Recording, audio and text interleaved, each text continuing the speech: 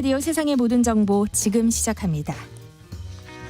지구온난화로 세계 곳곳에서 기상이변이 끊이지 않는데 기후변화 여파로 전 세계가 신음하고 있습니다. 우리나라 역시 물 부족 국가로 전국 곳곳에서 물 부족 사태가 벌어지면서 농민들은 가뭄과의 힘겨운 싸움을 벌이고 있습니다. 지금 가면 갈수록 물이 고갈이 돼가고 물 걱정 때문에 걱정입니다. 앞으로. 가뭄에 하천 바닥이 말라버리고 지구 온도가 1.5도 올라가면서 인류가 물 부족과 감염병에 시달릴 거라는 분석입니다. 세계 물의 날 특집, 당신의 물 발자국은?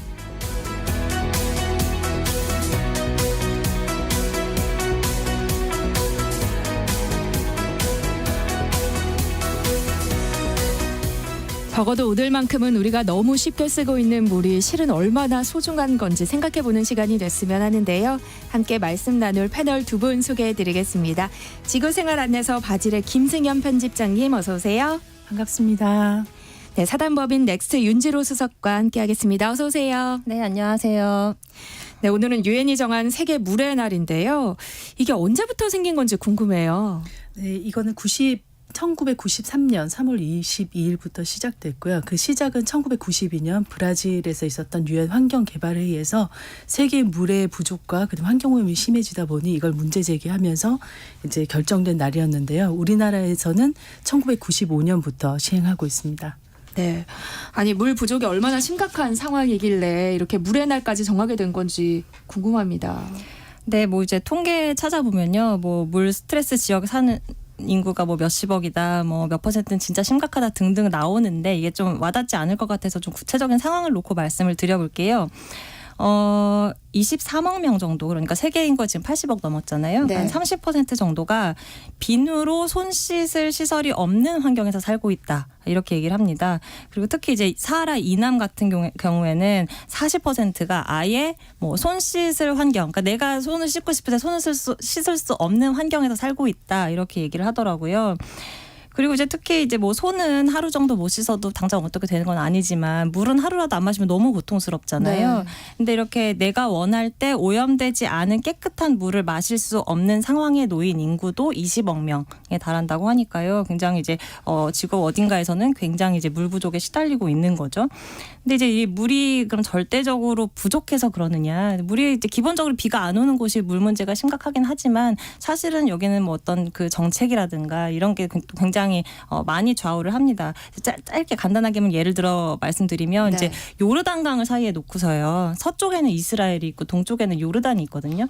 근데 이스라엘은 물이 굉장히 부족한 나라지만 되게 물 관리를 잘한 나라로 평가를 받아요. 그런데 이제 이쪽에 요르단에 있는, 제가 얼마 전에 이제 요르단 출신 국내 이제 유학생을 만났는데 그 친구가 하는 말이 자기는 어렸을 때부터 집에 이제 물탱크에 일주일에 한 번씩 급수를 받아서 그걸로 온 식구가 그걸로 씻고 마시고 다 한다라는 거예요. 근데 최근에는 이제 더 물이 심각해져서 이제 뭐 2주에 한 번씩 이렇게 급수를 받는다. 그래서 한국에서 자기 제일 좋은 게 물 쓸 수 있는 거다. 이렇게 말을 하더라고요. 우리가 이렇게 수도꼭지만 틀면 물이 나오는 환경에 있는 게 얼마나 감사한 일인지 네. 듣다 보니까 느껴지는데요. 근데 홍수 같은 자연재해보다 물 부족으로 인해서 사망하는 사람들이 더 많다면서요.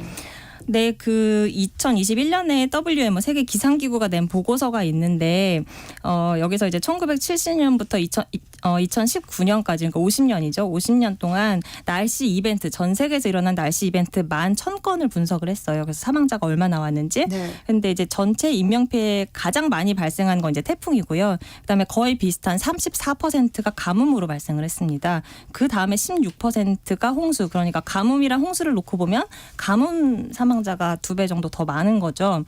특히나 이제 가뭄 같은 경우는 발생 건수 자체는 많지 않아요. 그러니까 전체 재해 중에 6%밖에 안 되는데 6%의 사건에서 34%의 희생자가 나왔다는 거니까 가뭄이 엄청나게 많은 사망자를 일으키는구나라는 걸 알 수 있어요. 그럼 왜 그럴까? 보면 이제 태풍이나 홍수 같은 경우는 우리가 딱 가시적으로 보이잖아요. 이벤트가 딱 특정 시기에 일어나서 막 직접적인 사망자들이 이제 발생을 하는 거죠. 심수가 된다거나 막 급류에 휩쓸려 간다거나.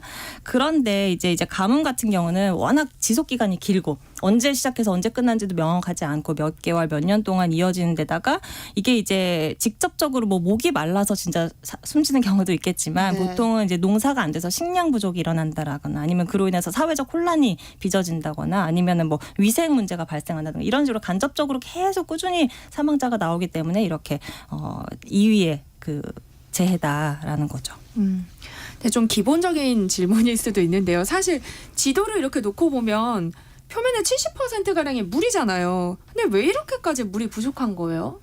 사실 지구상에 우리가 물이 많다고 생각을 하고 있고 바다가 덮고 있고 이제 그렇기 때문에 부족함이 없을 거라고 생각하는데 지구상에서 쓸 수 있는 물 중에 97.5%가 바다이고요.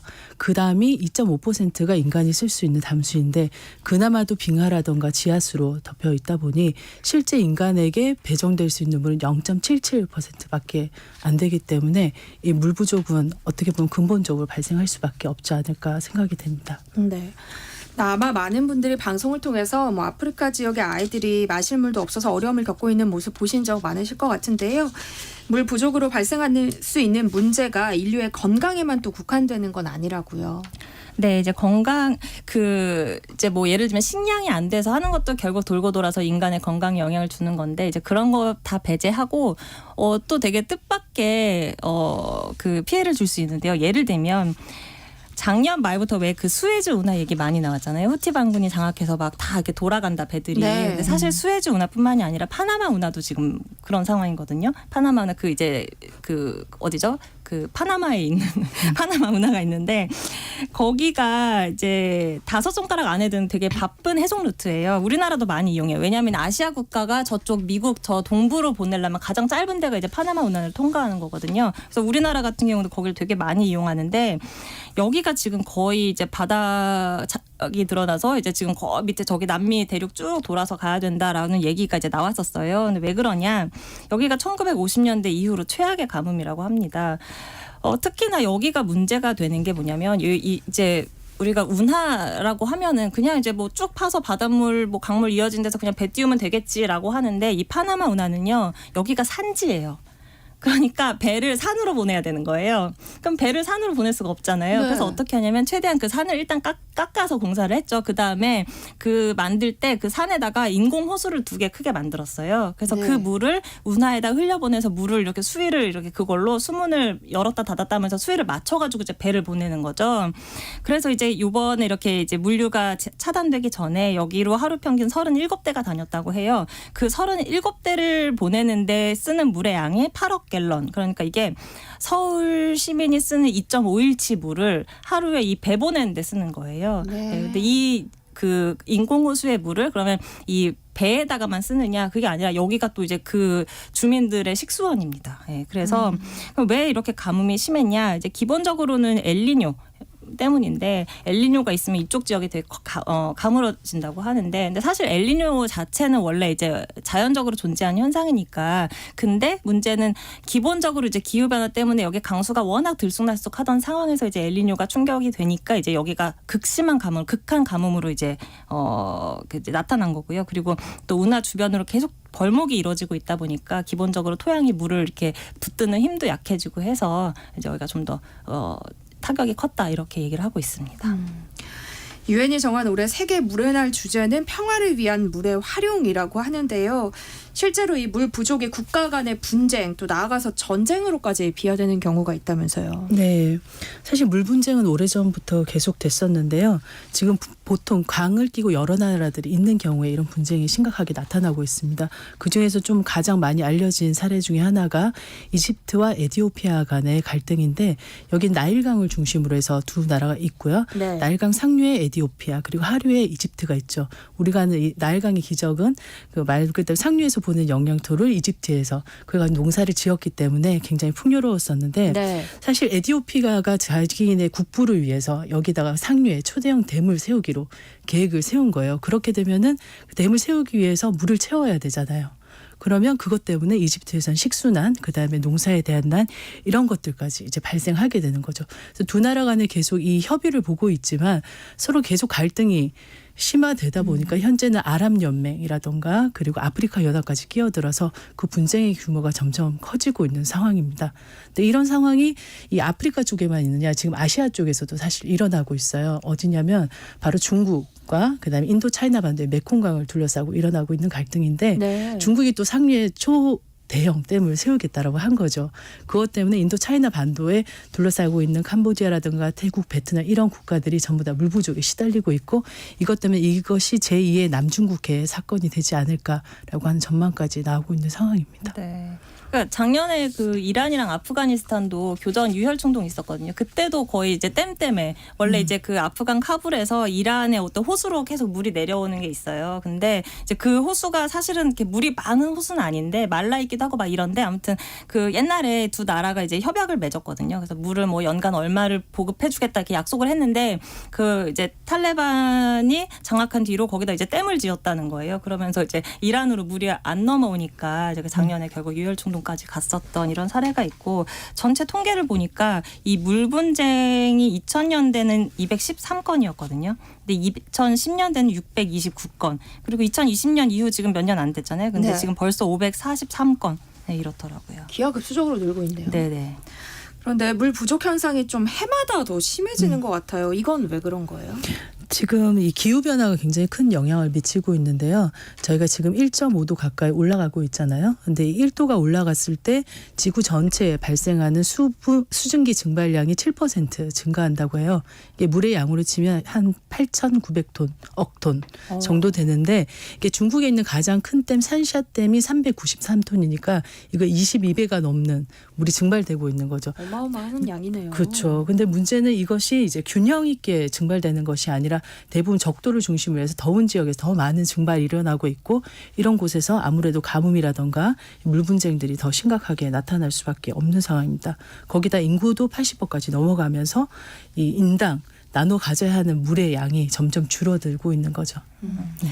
그 이제 우리 기후 변화 때문에 해수면이 상승한다 막 이렇게 얘기하잖아요. 그래서 사실은 잘 이렇게 그냥 언뜻 들으면 아니 뭐 해수면이 오른다면서 뭐 물은 왜 모자란다고 하는 거야? 또 이렇게 또 생각이 될 수도 있어요. 그런데 사실은 그 해수면이 상승한다라는 것 자체가 어떻게 보면 아 그래서 물이 부족한 거나를 바로 해석이 될 수 있거든요. 무슨 말이냐면 네. 지구상의 물은 어차피 제한돼 있어요. 양은 정해져 있단 말이에요. 이게 어디에 있느냐, 뭐 수증기에 있느냐, 바다에 있느냐, 강으로 있느냐, 어디에 있느냐 차이지 총량은 정해져 있어요. 근데 해수면이 높아진다는 건 그만큼 바닷물이 많아진다라는 거잖아요. 그럼 우리가 쓸 수 있는 담수는 그만큼 줄어든다라는 거니까. 그래서 담수가 그러면 어디서 줄어들고 있느냐? 대부분 이제 빙하가 녹는 거죠. 사실 빙하는 담수기 때문에 우리가 쓸 수 있는 건데 네. 그게 이제 자꾸 바닷물이 되면서 이제 우리가 쓸 수 없는 물로 이제 흘러가는 건데 그럼 혹시 또 그렇게 생각하실까 봐 아, 빙하를 우리 인간이 먹어요? 막 이렇게 할 수는 있는데 사실 빙하 먹어요. 그래서 우리가 이제 뭐 남극 이런 데만 생각하지만 예를 들면 뭐 히말라야라든가 뭐 킬리만자로 이런 데 다 이제 거기 있는 빙하들 그거 네. 다 그 밑에 있는 주민들한테 또 굉장히 중요한 식수원이거든요. 근데 거기서 쓸 물들이 점점 없어지고 있다라는 거죠. 그럼 지금과 같은 추세가 계속되면 미래에는 어떤 상황까지 벌어질 수 있는 거예요? 결국은 담수는 더 줄어들고 해수면이 말씀하신 것처럼 해수면이 상승되면 강들이 잠기게 되잖아요. 그럼 물 부족은 더 심각해질 거고 결국은 저는 이 물을 차지하기 위한 어떤 국가 간의 알력들이 더 심각해질 거라는 생각이 들고 있어요. 거기다 인구 문제까지 더 겹치니까 결국 빈국가 그다음에 잘 사는 나라 간의 갈등도 더 심해질 거고요. 이 심각해진 물 분쟁이 사실 이집트와 에티오피아의 사례처럼 전 세계로까지 번져서 전 세계 전쟁으로도 저는 갈 수 있다고 좀 극단적으로 생각을 해보고 있습니다. 그 이제 빙하 아까 제가 빙하 녹는 거 말씀드렸는데 그린란드 빙하가 굉장히 빨리 녹고 있고 남극도 그런데 남극은 이제 동쪽이랑 서쪽이 녹는 속도가 좀 달라요. 그래서 지금 서쪽 빙하가 되게 빨리 녹고 있거든요. 그래서 만약에 서쪽 빙하가 다 녹는다라고 가정을 해보면 이게 전 세계 해수면이 한 6m 가량 오를 거라고 합니다. 6m 오르면 어떻게 될까 잘 감이 안 오잖아요. 네. 이게 우리 서해가 굉장히 조수간만이 심한 바다잖아요. 그게 이제 한 6m 정도 차이가 난다고 해요. 그러니까 그만큼 이제 내륙으로 밀고 들어온다라고 하는 거니까 거의 뭐 인천, 공항 뭐 이런 데는 뭐 진즉에 없어지고 뭐 그렇다는 거죠. 심각한 상황이네요. 그럼 지금부터 우리나라의 현실을 좀 살펴봤으면 좋겠습니다. 저희 어릴 때만 해도 우리나라가 물 부족 국가다 이런 얘기 많았잖아요. 근데 이거는 맞는 얘기예요?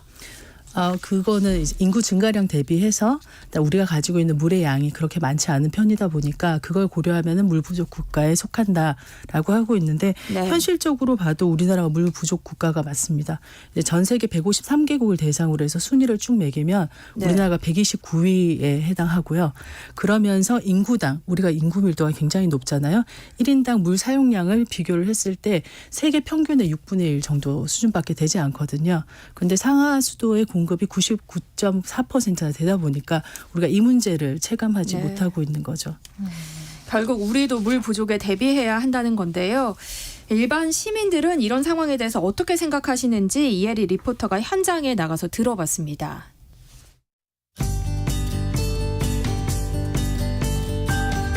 물 절약하고 계신 거 있으신가요? 불 절약 크게 생각을 해보진 않았던 것 같은데 물 아끼려고 노력해 본 적 있으세요? 변기에 벽돌 넣어가지고 물이 좀 덜 사용되지 않을까 싶어서 벽돌을 넣고 있습니다. 물을 예를 들어 설거지나 이런 거 할 때 세게 틀어놓지 않고 그 물의 양을 좀 줄여가지고 적게 사용하거나. 물 부족을 직접적으로 느낀 적 혹시 있으세요? 오염된 물들이 워낙 많잖아요. 그리고 방송에서도 뭐 UN 여러 가지 기구에서 아프리카 사막에서도 물이 없어가지고 오염된 그런 물을 식수로 사용한다라든가 이런 것도 많이 나오고 있어서 물에 대한 중요성도 사람들은 많이 인식하고 있는 것 같고. 여름에 계곡이나 하천에 놀러 가면 예전이랑 다르게 물이 많이 수위가 낮아지고 바닥이 보이는 걸 요즘에는 볼 수 있더라고요. 물 아끼고 있어요? 양치할 때 물 컵에 담아서 쓰고서 물 뱉어요. 손 씻을 때 수도꼭지 꼭 잠가요. 물을 왜 아껴야 할까요? 물 절약을 하려고. 네, 최근 들어서 기후변화를 우리가 몸으로 직접 체감하는 것처럼 이 물 부족에 대한 시민들의 생각도 예전과는 좀 달라진 것 같은데요. 그럼에도 우리가 현실에서 물 부족을 잘 느끼지 못하는 것도 사실이긴 하잖아요. 뭐 아무래도 수도꼭지만 틀면 또 물이 철철 나오고 단수 같은 것도 어쩌다 발생하는 사고로 인식하고 있기 때문인데, 그렇다면 이건 우리가 물을 그래도 아직까지는 잘 관리하고 있다, 이렇게 생각해도 될까요? 어떤 면에서는 그럴 수 있지만 사실 우리가 물 부족에 대해서 고민하는 건 미래의 문제가 저는 강하다라고 생각해요. 일부에서는 현실로 다가왔고 앞서서 말씀드렸다시피 우리나라 수자원 자체가 굉장히 적은 편이에요. 네. 그 153개국 중에 129위라고 말씀드렸잖아요. 네. 인당 배정될 수 있는 물도 세계 평균의 6분의 1 정도밖에 되지 않고, 그런 상황에서 우리나라 국민들이 쓰고 있는 물의 양은 굉장히 많은 거예요. 이거를 이제 그 1인당 얼마 쓰는지 상수도를 기준으로 해서 계산을 해봤더니 네. 2021년 기준으로 302리터를 쓰고 있고 가정에서 쓰고 있는 것이 198리터. 라고 하더라고요. 이게 2018년이랑 비교하면은 188리터에서 더 증가를 한 건데 네. 이런 식으로 물 사용이 계속 증가하고 있는 거죠. 근데 거기에 플러스해서 직접 사용도 있지만 우리가 많은 물건들을 소비하는 그 과정에서도 물이 많이 사용되고 있고, 이런 것들이 결국 우리에게 어떤 새로운 사고, 물 부족에 대한 사고 인식을 전환해야 되지 않는가라는 경각심을 준다고 생각합니다. 네. 우리가 사용하는 물건을 통해서도 우리가 물을 사용하고 있다라는 네. 얘기 잠깐 힌트 주셨는데 나중에 또 이 얘기 더 길게 해보도록 하고요. 네. 그리고 이제 물 부족을 느끼지 못하는 거는 이제 말씀하신 대로 우리나라 상수도 보급률이 워낙 높기도 하고, 근데 뭐 우리나라만 유독 높은 건 아니고 주요국들은 다 이 정도는 합니다. 그럼 또 왜 그걸 못 느낄까라고 생각을 해보면, 어떻게 보면은 물값 이 조금 요즘에 약간 되게 너무 조심스러운 말이긴 한데 사실 그러니까 다른 나라들과 비교했을 때 상대적으로 네. 좀 저렴한 편이거든요. 네. 이게 우리가 지금 톤당 748원이에요. 이거를 이제 샤워할 때 한 5분 정도 샤워한다고 했을 때 이거를 이제 따져보면 한 45원 주고서 우리가 샤워할 수 있는 겁니다. 네. 그래서 외국은 얼마냐? 외국은 톤당 덴마크는 4,205원이고요. 미국은 2,790원이고 일본 1,230원. 네, 중국은 우리보다 싸요. 중국은 한 450원 정도 되고, 그리고 또 하나는 약간 우리나라 이제 도시화율이 90%가 도시 인구 비율이 90%가 넘잖아요. 그러다 보니까 도시에 살면은 사실 가뭄이 들어도 가뭄을 느끼기가 어렵습니다. 이제 예를 들면 그 농촌에 가보면 비가 안 오면 막 논밭이 쫙쫙 갈라지는 게 내 눈으로 보이거든요. 네. 막 식물도 못 자라고 눈으로 보이는데 사실 도시에 살면 다 도로가 피복이 돼 있기 때문에 어디가 가문지 시각적으로 확인이 안 돼요. 그리고 가로수도 다 이제 뭐 구청이나 이런 데서 다 수돗물로 물을 주기 때문에 우리가 가뭄을 볼 수가 없습니다. 그렇기 때문에 우리가 더 물 문제가 있어도 있다고 인지하지 못하는 그런 게 있는 것 같아요. 네. 말씀하신 것처럼 사실 도시에 사는 사람들은 잘 느끼기가 어려워요. 근데 물 자체가 부족한 지역이 우리나라에도 적지 않잖아요. 그렇죠. 네, 맞습니다. 이게 얼마 전 작년 초에 굉장히 많이 이슈가 됐던 광주 전남 쪽에 이 물 고갈이 있었었잖아요. 사실 여기가 심각해져서 이제 이야기가 된 거지. 네. 사실은 이미 10년도 더 전부터 이런 문제들이 심각하게 나타났었어요. 1998년에 포항에서는 아예 그 공업 용수까지 부족할 지경이 돼서 심각한 상황을 밀었었고, 그리고 이 상수도가 보급되지 않은 지역들, 그런 곳들이 이제 0.6% 정도 되는데 네. 그런 지역들은 아예 대놓고 이 물 부족을 경험을 하고 있죠. 대표적으로 이제 해드릴 수 있는 사례가 강원도 정선군에 있는 사흘기 마을이라는 곳인데 네. 여기 강원도는 물이 풍부할 것 같잖아요. 근데 여기도 사실은 이 기후 온난, 우리의 지구 온난화, 기후 변화 때문에 물 부족 사태가 일어나고 있어서 여기는 12시가 되면 단수가 되는 일들이 빈번하다라고 해요. 근데 이런 것들이 각각의, 특히 이제 농어촌 지역을 중심으로 해서 많이 있다라는 것이 문제고, 그걸 떠나서 대도시에서도 앞서 말씀드린 것처럼 포항의 사례, 광주의 사례처럼 우리의 일상 용수가 아니라 산업에서 쓸 수 있는 용수 부족, 이런 것들이 발생하고 있다는 거죠. 눈엔 보이지 않지만 숨겨진 물 부족들이 전국 곳곳에서 일어나고 있다고 보시면 됩니다.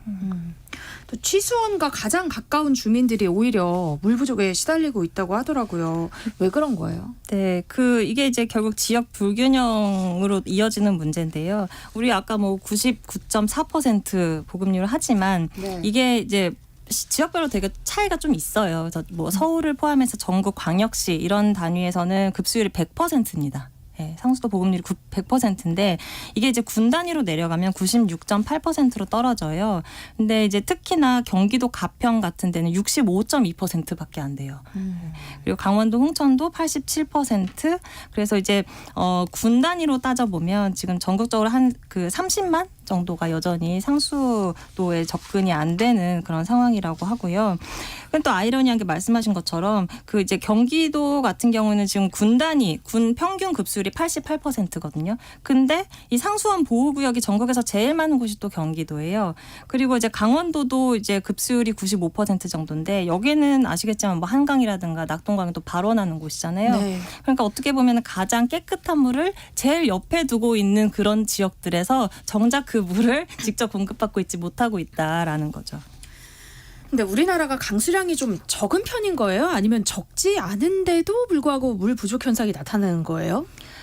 우리나라 뭐 강수량 자체가 절대적으로 부족한 건 아니죠. 우리나라 전국 연 강수량이 한 1,300ml 정도 되는데요. 문제는 이게 너무 특정 기간에 쏟아진다라는 거죠. 장마철에 이제 우리 한 달 정도 되잖아요. 장마 기간이. 네. 근데 그 한 달 동안 그 1년치 비의 한 30%가 그 한 달 동안 쏟아집니다. 그리고 더 이제 한 12월부터 1, 2, 3월은 또 거의 강수량이 한 50ml도 안 되는, 그렇기 때문에 치수가 굉장히 어려운 거죠.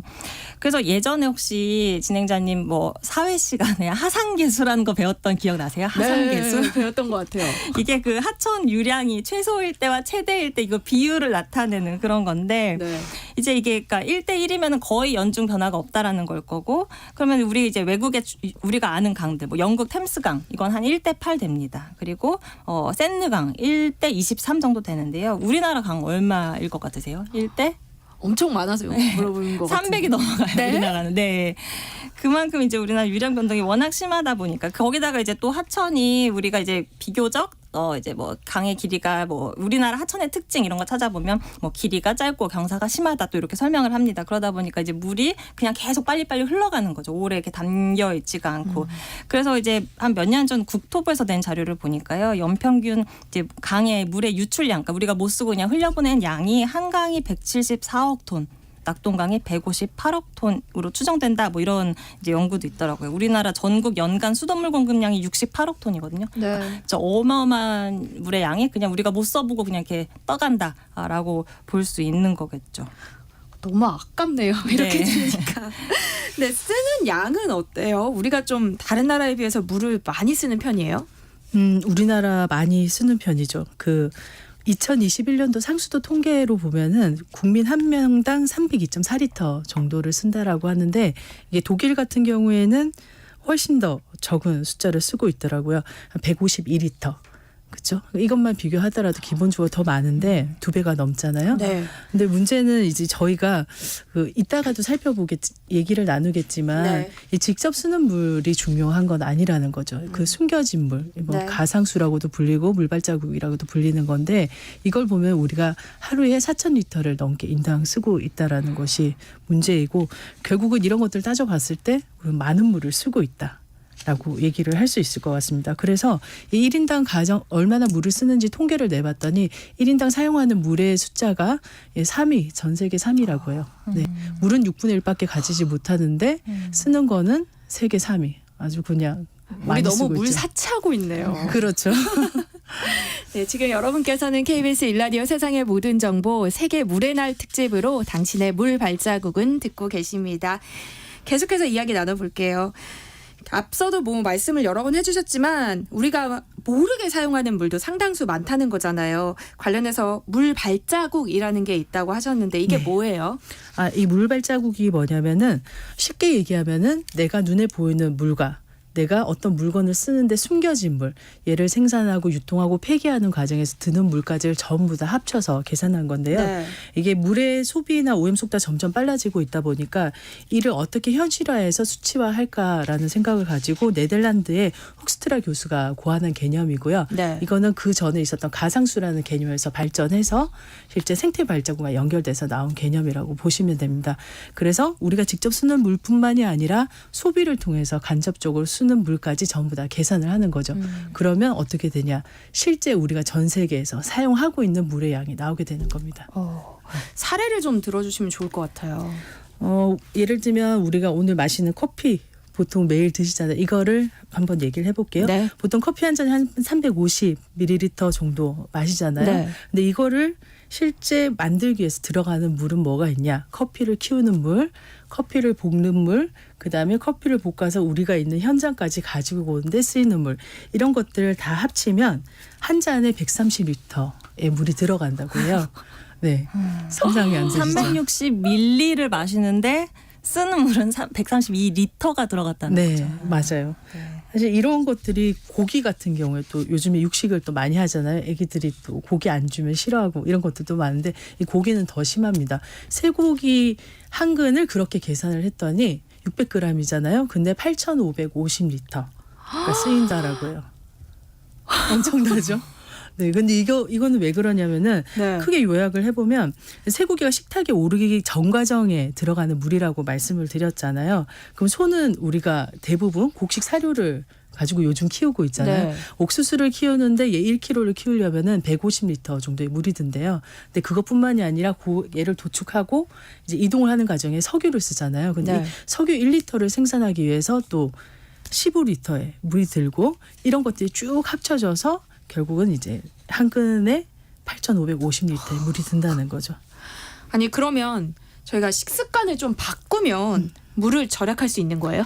아무래도 그렇죠. 이제 축산업이 문제다라고 하시니까 네. 이제 아무래도 이제 고기를 좀 덜 먹으면 사실 탄소 배출도 마찬가지고 물 소비도 마찬가지고 좀 그런 이제 부담을 좀 덜 수 있는 방법이긴 한데요. 또 그렇다고 모두가 고기를 오늘부터 끊지는 않으실 거 아니에요. 그렇죠. 그거 말고 또 다른 방법을 말씀드리자면 네.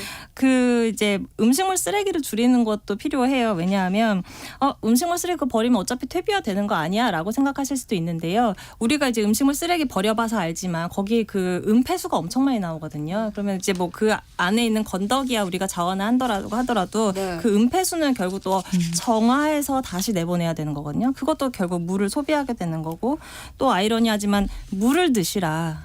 왜냐하면 탄산수나 주스 이런 것도 물 발자국이 많으니까 차라리 물을 드시라. 네, 그것도 아, 오히려 말씀드리네요. 그냥 물을 먹는 게 더 적은 양의 물을 그쵸. 소비한다는 말씀이신 네. 거죠. 또 좀 신기한 게 있었던 게 우리가 매일 입는 옷도 이 물 부족 문제하고 연결시켜서 생각해 볼 지점이 있다면서요? 네, 맞습니다. 이거 옷도 역시 만들고 입고 하는 과정에서 이제 여러 가지 뭐 면화를 기른다거나 할 때 이제 물이 들어가기 때문에 청바지 같은 경우는 한 벌에 이제 7,000리터의 물을 소비하니까 아까 그 소랑 거의 맞먹는 수준인 거고요. 그리고 이제 물을 옷은 또 계속 빨아야 되잖아요. 그 네. 빠는데 쓰는 물. 그리고 이제 전 세계 폐수 가운데서 한 20% 정도가 또 의류업에서 나온다. 뭐 이런 보고도 있더라고요. 최근 전 세계적으로 인공지능 뭐 AI 개발 경쟁이 치열해지고 있잖아요. 네. 근데 이것도 수자원 고갈을 앞당길 수 있다면서요. 네, 맞습니다.